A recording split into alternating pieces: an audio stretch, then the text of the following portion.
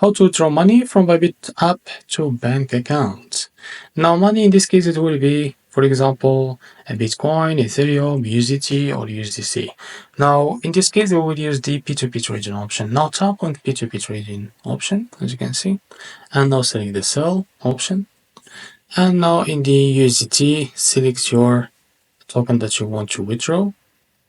For example, USDC, Bitcoin, Ethereum, you have just 4 options. So if you have a crypto that you don't see it here, go back and convert it to one of these cryptos. So after you select your token from here, for example, USDT, as you can see, now select one of these providers, for example, this provider, and tap on sell. Now, as you can see here, you can provide the amount that you want to withdraw, and now tap on add a payment method to select your bank account. To select your bank account, tap on bank transfer, and as you can see here, you can search for your bank. So if you can't find it here, you can tap on search and search for your bank, for example, Wise, like that.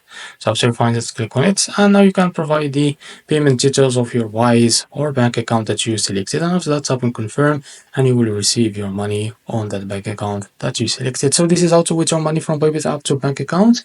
If you found this video helpful, please like and subscribe. See you next video.